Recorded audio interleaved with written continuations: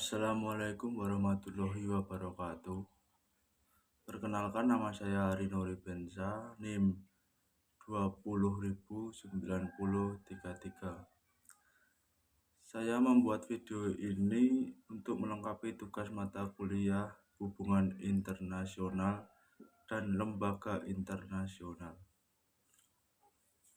Saya akan menjawab soal yang telah diberikan kepada saya. Yang pertama, 1.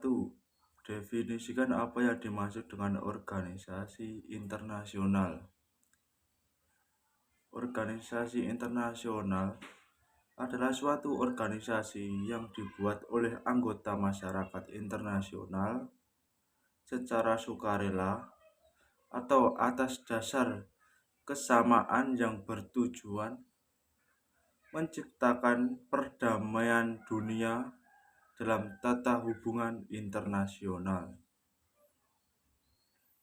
Yang kedua, apakah Indonesia menjadi anggota internasional? Menurut Anda, apa alasan Indonesia menjadi anggota organisasi internasional? Salah satu upaya mewujudkan tujuan nasional tersebut adalah bangsa Indonesia harus ikut serta dalam menciptakan perdamaian dunia. Bangsa Indonesia merupakan bagian dari masyarakat dunia. Peran aktif bangsa Indonesia dalam menciptakan perdamaian dunia sudah menjadi sebuah keharusan. Cita-cita kemerdekaan bangsa Indonesia juga menjelaskan bahwa segala bentuk penjajah harus dihapuskan karena kemerdekaan ialah hak.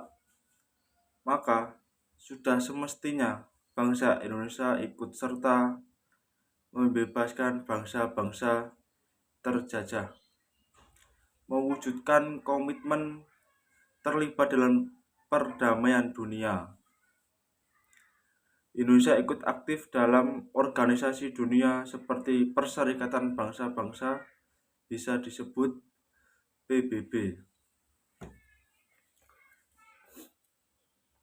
Yang ketiga, sebutkan minimal 7 BH organisasi internasional yang diikuti oleh Indonesia. Jelaskan masing-masing organisasi internasional yang mana Indonesia sebagai anggotanya yang Anda jelaskan tersebut. Yang pertama, ASEAN. ASEAN yaitu Association of Southeast Asian Nations. Jadi, secara sederhana, ASEAN dapat dipahami sebagai asosiasi atau organisasi kawasan di Asia Tenggara. Peranan Indonesia turut menggagas komunitas keamanan melalui komunitas politik keamanan ASEAN atau ASEAN Security Community yang bertujuan untuk meningkatkan keamanan negara-negara di kawasan Asia Tenggara. Yang kedua, APEC, Asia Pacific Economic Cooperation, yaitu organisasi negara-negara Asia Pasifik yang didirikan di Canberra pada bulan November tahun 1989 bertujuan membangun kerjasama ekonomi. Selanjutnya ada WTO, World Trade Organization, merupakan satu-satunya organisasi Indonesia yang mengatur perdagangan internasional. Selanjutnya ada IMF atau International Monetary Fund, yaitu organisasi yang menyediakan bantuan keuangan berupa pinjaman serta masukan kepada negara anggotanya. Selanjutnya ada World Bank, bisa disebut dengan The World Bank Group, adalah lembaga keuangan internasional yang berfilisasi dengan Perserikatan Bangsa-Bangsa atau PBB. World Bank direncanakan untuk membiayai proyek-proyek pembangunan pada negara anggotanya. Selanjutnya ada UNDP, yaitu United National Development Program, yaitu organisasi multilateral yang paling besar memberi bantuan teknis dan pembangunan di dunia. Selanjutnya ada UNEP, United National Environment Program, yaitu yang didirikan pada tahun 1972, merupakan organisasi utama PBB di bidang lingkungan hidup, yang pada dasarnya melakukan pemantauan dan penelitian secara ilmiah pada tingkat global dan regional, serta memberi rekomendasi kebijakan kepada pemerintah.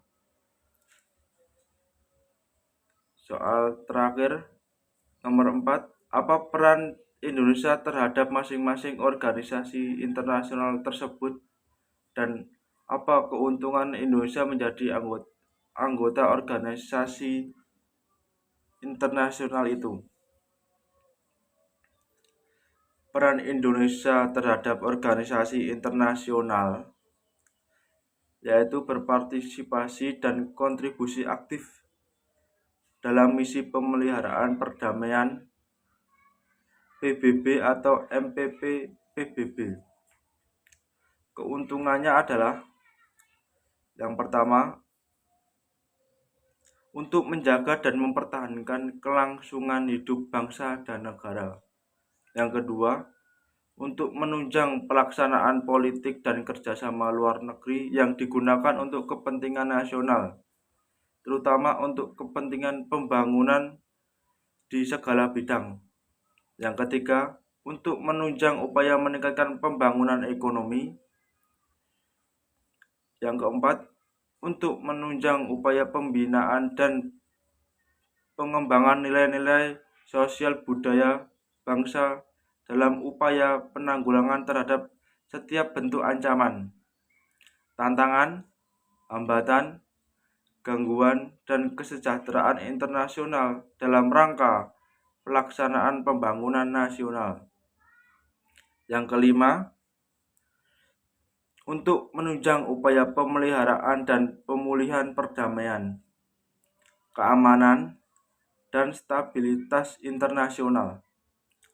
Yang keenam, untuk menunjang upaya pencegah dan penanggulangan setiap bentuk bencana serta rehabilitasi akibat-akibatnya. Yang ketujuh, untuk meningkatkan peranan dan citra Indonesia di forum internasional dan kerjasama antar negara serta kepercayaan masyarakat internasional. Yang kedelapan, untuk menjalin kerjasama internasional antar negara yang bersangkutan. Yang kesembilan, untuk membuka peluang dalam pemasaran produk dalam negeri ke luar negeri. Yang kesepuluh, untuk memperlancar sebuah kerjasama ekonomi antar negara. Sekian video dari saya. Untuk memenuhi tugas tersebut, bila ada salah kata, saya mohon maaf sebesar-besarnya. Selamat menunaikan ibadah puasa di bulan suci Ramadan ini. Sebelumnya, saya memohon maaf sebesar-besarnya. Terima kasih. Wassalamualaikum warahmatullahi wabarakatuh.